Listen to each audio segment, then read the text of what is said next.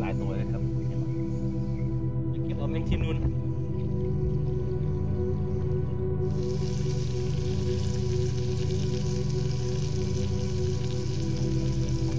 ดังไฟไม่ได้แล้วลมแรงก่อน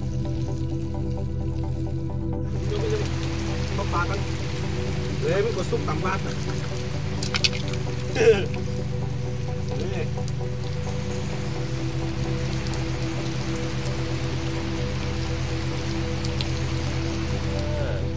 แมงทินุนเด้อนี่แล้วก็กินง่ายๆอย่างนี้แหละ2-3 คนเลยฝนตกในวันต้องขอโทษขออภัยนิดนึงเนื่องว่าตะเกียกตะการนิดนึงเนาะ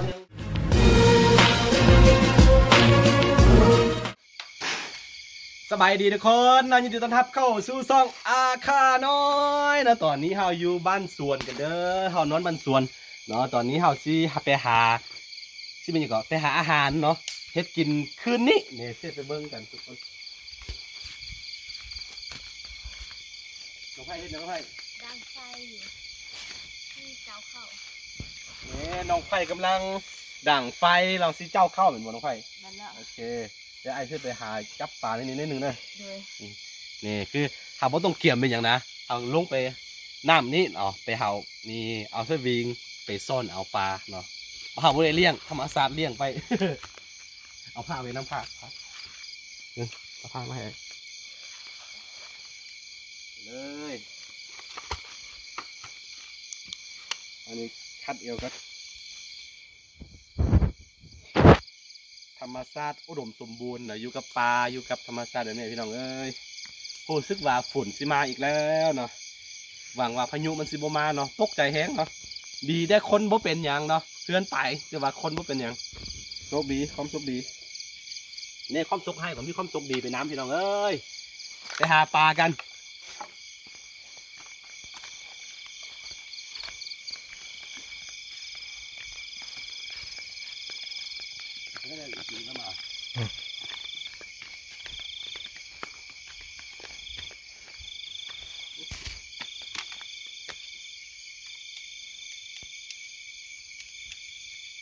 นี่ปลาหน่อยนี่ปลาหน่อยนี่เห็นไหมครับ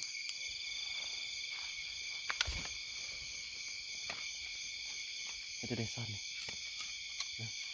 ต้องเดี๋ยวนี่เดี๋ยวใส่นี่ใส่ในนี่เดี๋ยวนี้โอ้ปลาซิวปลาซิวปลาซิวหน่อยตัวนี้เมื่อกี้หายไปแล้ว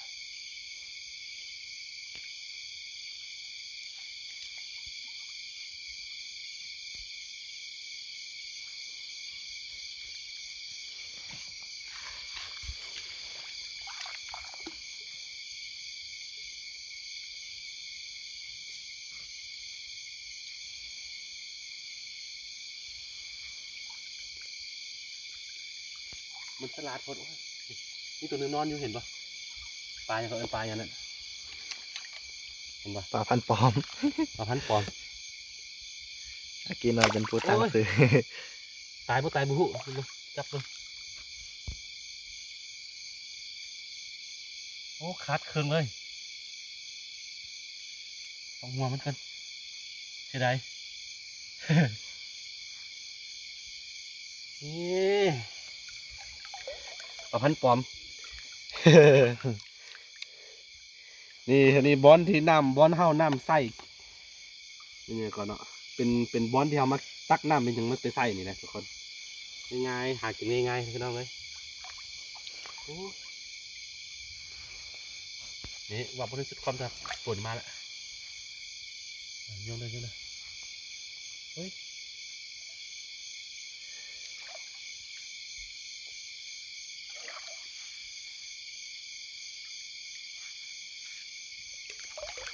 ปลาซิวหน่อย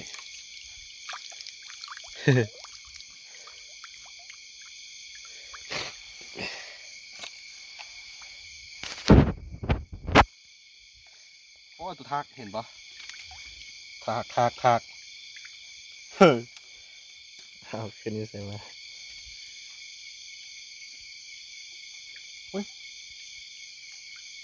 ทากเด้อพี่น้องเด้อ นี่มันสิมาดูดเลือดเขาบ่ยอมดอกนี่ก็ยังไม่ยากจ้ะ เปิดแสง เพิ่มแสงไปใส่เสื้ออยู่กับแม่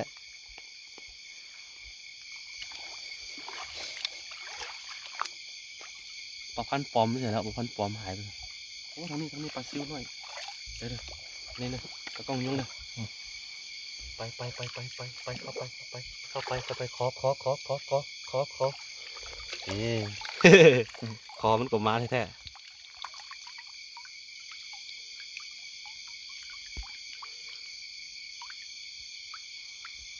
ใส่เข้าไปพี่น้องนี่อาหารทั้งนั้นโอ้ยตกหมดกระเด็นตกหมดเป็นวัดเป็นไอพี่น้องเอ้ย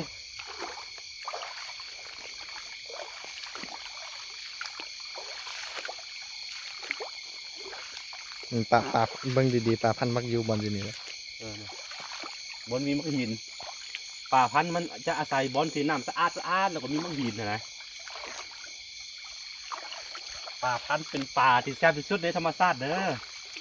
อแถวๆนี้เนาะบนอื่นบูฮู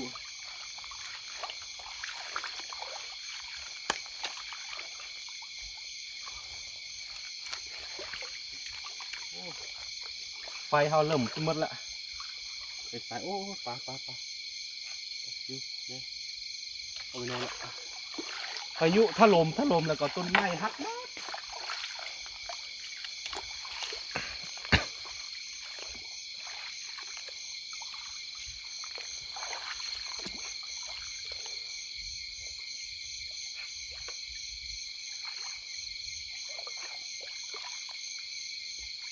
โอ้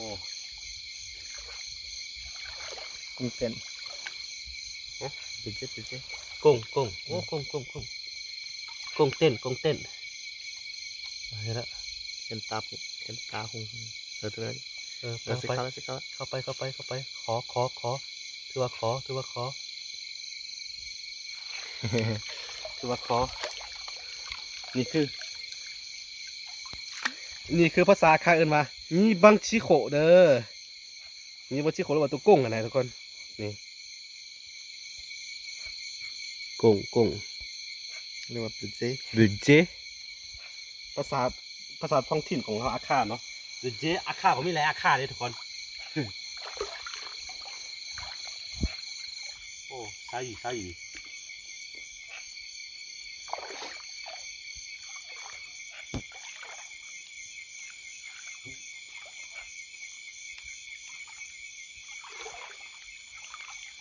โอ้ไม่ได้กินข้าวด้วยฝนตก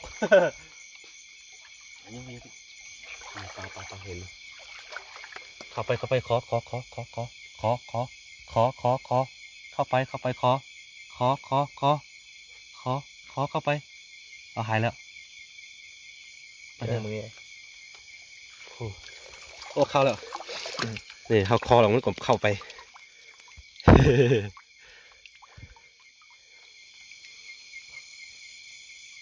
เขาก็บอกเอาอะไรเอาพ่อกินเนาะเอาพ่อกินขึ้นนี่เพราะว่าเขาไปที่ได้ยูหลายปีเลยเอามาคู่ได้เดี๋ยวหน้าฝุ่นปีนี้ออกแม่แพรลูกมันก็กินหมดพี่น้องได้ยินเสียงเคียดห้อง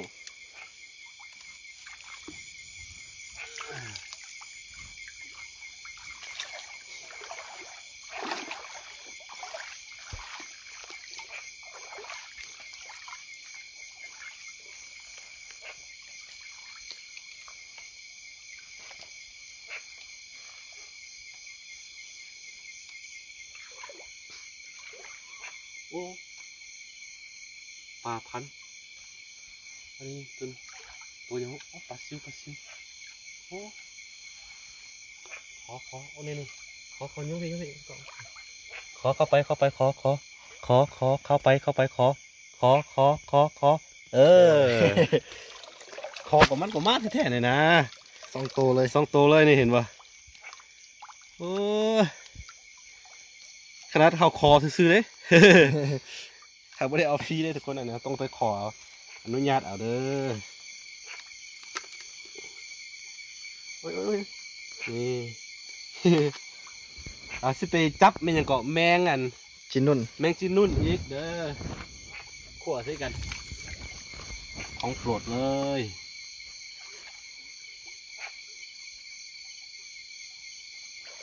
เอาจับอีก2-3 ตัว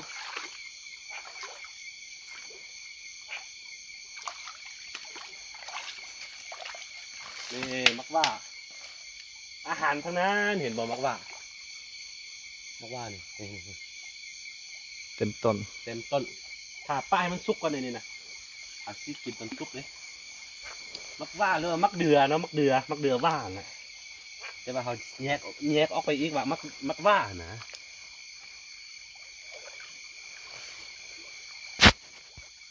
ดูสิอะไร อารมณ์แล้ว อ๋อตัวน้อยบ่ตัวน้อยเอาตัวใหญ่ขอเข้าไปขอเข้าไปขอ ปลาสีขาวอันนั้น นี่คอของมันก็มานี่ ปลาน้ำคลอง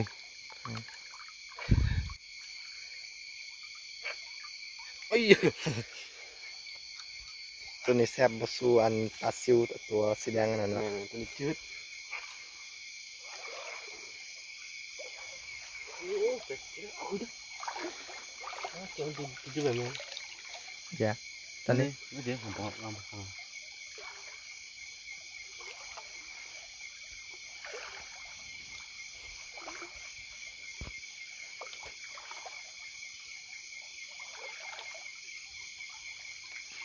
โอ้ฝนมาโอ้นี่ขอเลยขอกันไปเสร็จหมดแล้วขอเข้าไปขอโอ้มันบูมาโอ้มาใช่ มาดิ มาลายอยู่ เมื่อไหร่เอาคอเอาได้นี่บ่ได้เอาเด้บ่ได้รักได้นี่คอเอาถ้ามันบ่เข้ามาเลยก็แล้วเอาก็บ่บังคับนี่มันเข้ามาเอง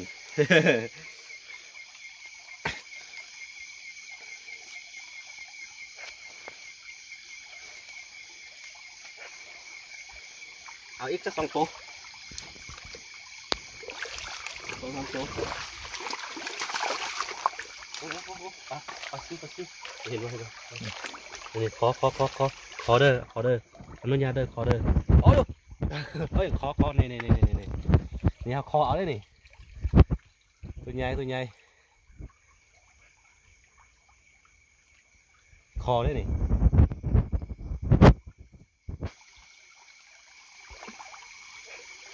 นี่อยู่ส่วนเขาเด้อนี่เด้อนี่คือปลาที่ธรรมชาติเลี้ยงไว้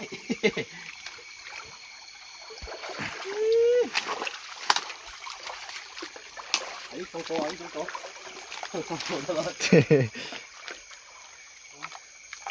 นี่หอยนี่มา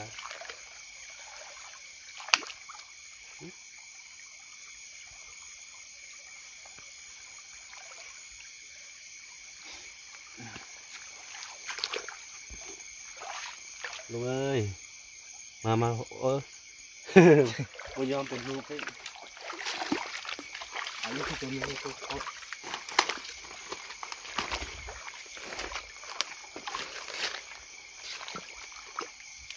นี่ต้องโตเห็นป่ะนี่น้องไซปัดคออันนู้นอย่าเดินลูกเอ้ยโอ้ยหายใส่บันทึกรวม ตัวนั้นยังกี่แท้ปลาพันปลอม เอาหาย ตัวนั้นกี่แท้ นี่นู้นอย่าเดินลูกเด้อนู้นอย่าเดินลูกเด้อเอ้ยนี่น้องไซของปลาคอเดี๋ยวก่อนนี่ที่เอาปลานี่ ปลาพันปลอมนี่ ปลาพันปลอม นุญาตเดินลูกเด้อนุญาตลูกเอ้ยเข้าไปขั้นพวกเข้ากับพวกกินนี่ มันต้องสลัดแถวนี่แหละ ความสุขมันอยู่ในอ้อมตัวของเฮาเนาะเพียงแต่ว่าเฮามองข้ามมันนะคนปัจจุบันเนาะ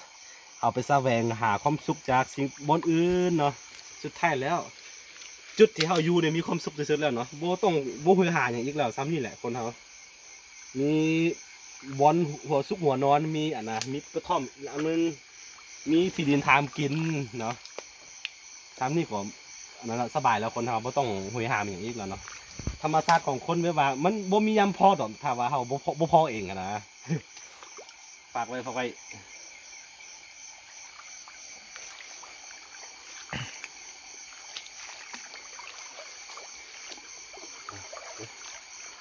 เอาน้องโอ้ยอนุญาตขอลูกไอ้ขอโอ้บ่เข้า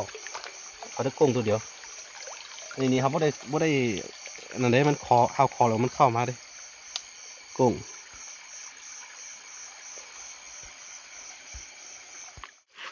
นี่ครับก็เอาแบบว่าพอกินนะบ่เอาลายเนาะเพราะว่าเขาสิไปเอาแมงจีนูนอีกนะนี่เอาด้วยเดี๋ยวนึงบ่เอาลายนี่จักนาทีว่ะ ตอน18 นาที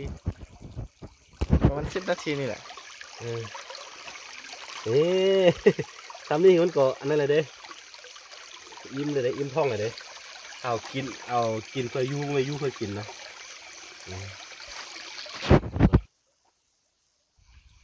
เอาจะเก็บเอาแมงจีนูนจะเก็บเอาแมงจีนูนอีกแล้วก็สบายละอันนี้ก็ขั่วชิบะกูดเนาะ กำลังอะไร ทุกคนคือตอนนี้เรามาหาจับแมงจีนุ่นเด้อทุกคนเด้อวันที่ออกมาหากินตำด้วยว่ายอดอ่อนๆของต้นไม้อย่างนะ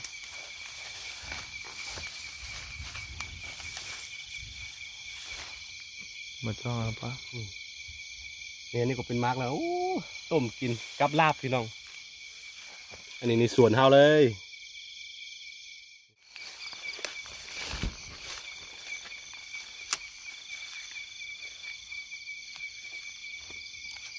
นี่ในอีนี่ก็มี พี่นี่เห็นปะเดี๋ยวเสี่ยวปะนี่กัน ตัวใหญ่ก็มีตัวน้อยก็มี นี่เห็นปะ นี่ เอาบวยตองเลยก็นั่นเลย โอ้ยตกแล้ว บอกแล้ว นี่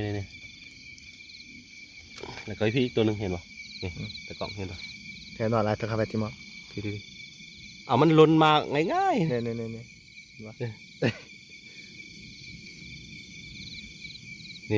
นี่คือแมงจีนุนใส่เข้าไป บางจีนุ่นดำเนี่ย พี่ อยู่ใต้ก็มี โอ้นี่ตะกร้องเห็นปะ สองตัวโอ้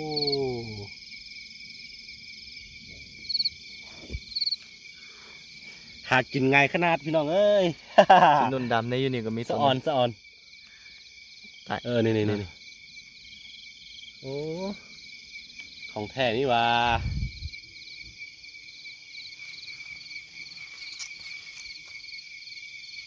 มันกินยอดอ่อน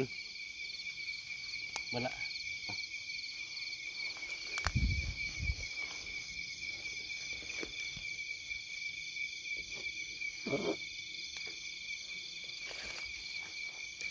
มาอีกอย่างพอตัวเลย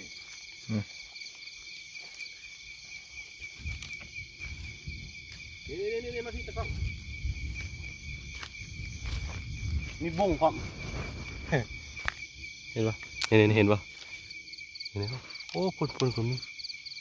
เห็นปะ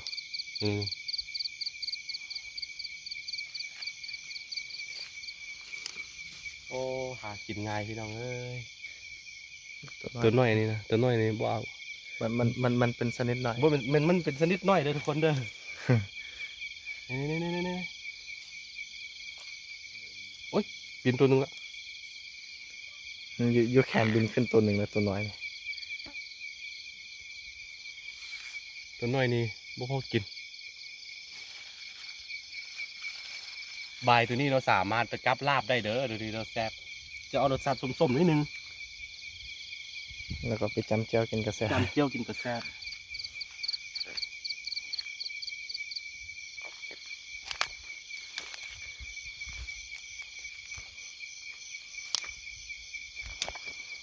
นี่ยังไม่เยอะ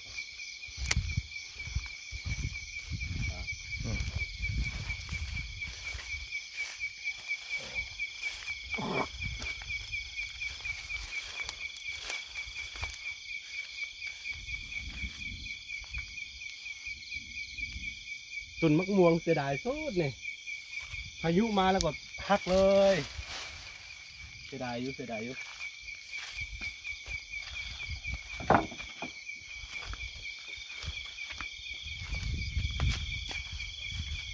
เนี่ย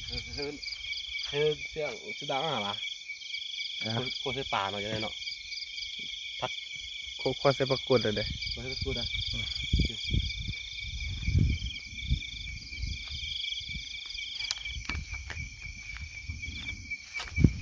ฝุ่นสิมาเลยพี่น้องเอ้ย นี่มะพร้าวเขานี่โอ้โหของแท้ของแท้เห็นบ่เห็นบ่ตะกล้องนี่เห็นบ่นี่ อ่า นี่ ตัวสีแดง ตัวสีแดงอันนี้นะหนึ่งโตเด้อเนี่ยถอยมาพี่เห็นบ่อ่าที่ทางก็มีตัว สองโตนี่สามโตโอ้พายุมาแล้ว ที่มองมายอดสินะ ฮะ เพิ่นมีอีกตัวหนึ่งเด้ สี่โตนี่ โอ้ฟ้าเลื่อม เป็นยังบ่เป็นยังหมดของที่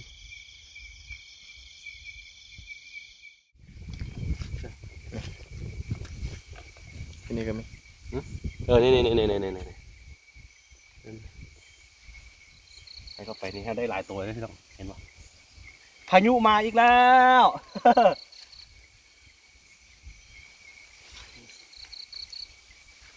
พายุ พายุ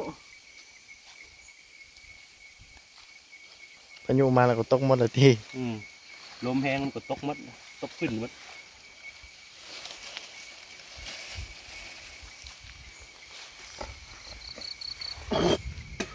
ไปพวกเราทุกคนเห็นป่ะพายุมานี่แมงจีนุ่นเด้อไปหนังย่ำหนังเทียบมันเป็นหนังงัวหนังควายอ่ะนะเขาเห็ดเป็นเปียงไว้เป็นทอนไว้เนาะใช่เนาะ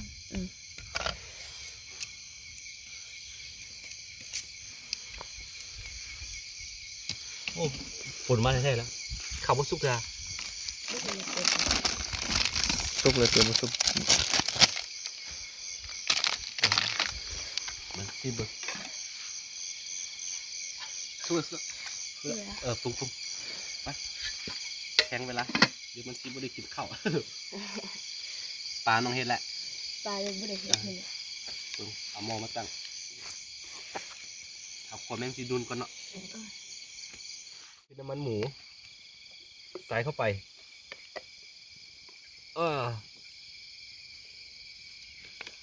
ยี่หรอ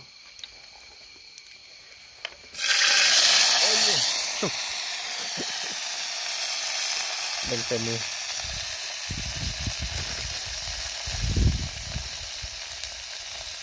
ไอ้มาซี่มาซ่าอย่าท้าไหน บ่ท่านตายเถอะมันสุกแล้ว ยังเด้งๆอยู่แต่ว่าท้องมันเป็นน้ำมันหมดละ เอาจะใส่เกลือกับแป้งนัวอย่างเดียวกับมะเขือรสชาติของอาหารควรจะอยู่กับอัน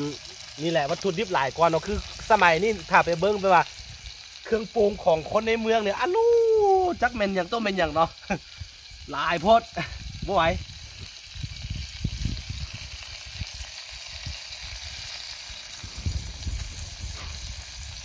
ราคาอีกอย่างนี่คนอยู่ในเฮือนนี่บ่มักกินเท่านั้น ถ้าผมมากินเครื่องปรุงอันใดนะ ใช้เงินเนาะ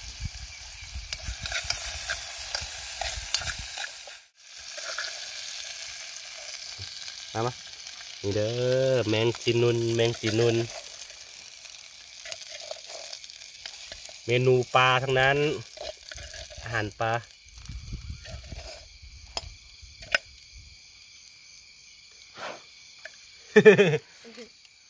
ตัวจักจันปริบินมา ตะกูดบ่ได้ไปเก็บเลย ยังไม่ได้ ฝนมาแล้ว บ่เก็บกูเลยฝนมาแล้วกูได้กินแล้วพี่น้อง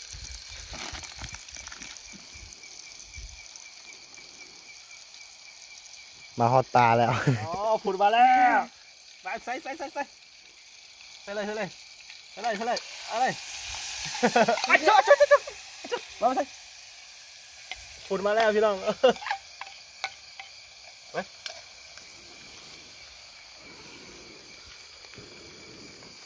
มาแล้วฝนมาแล้วฝน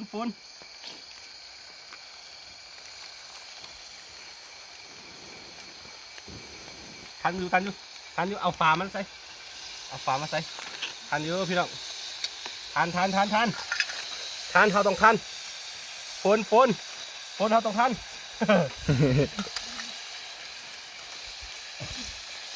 มาสิไปเก็บผักกูดกับพ่อทันนะพี่น้องเอ้ย ปลามาฮอตอยู่ปลาแล้ว มาหอดูปลาแล้วเขาต้องทัน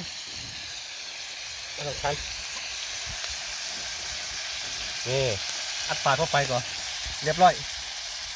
เดี๋ยวบวงโอ้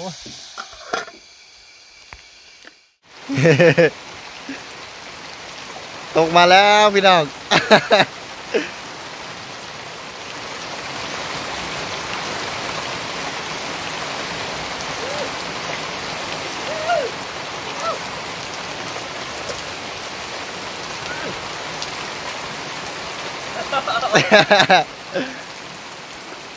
คุณได้ซุป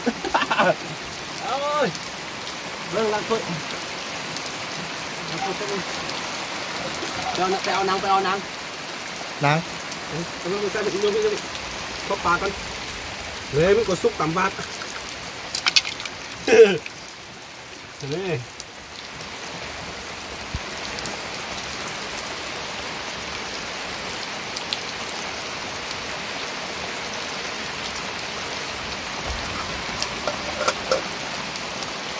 ยัง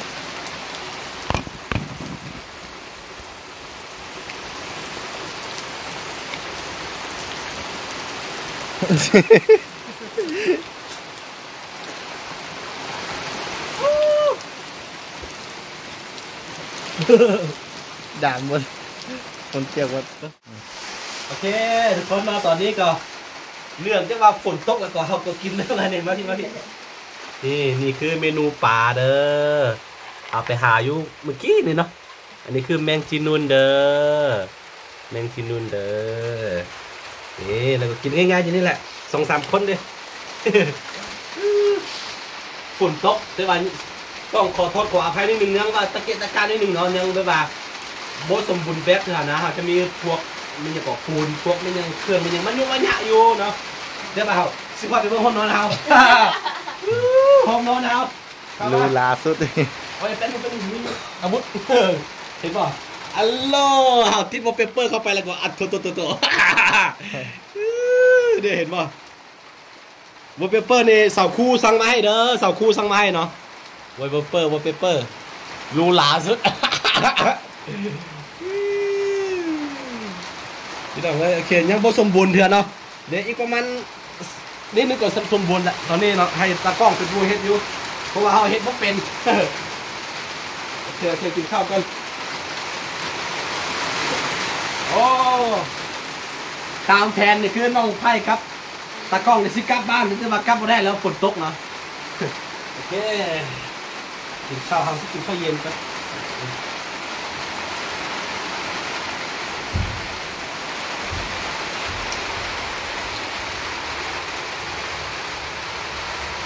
ยังกิน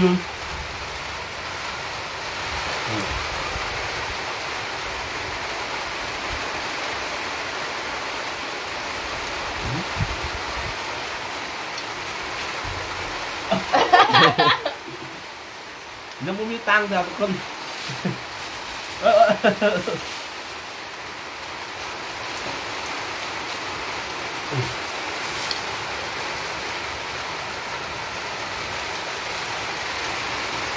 ตอนท่านปลอม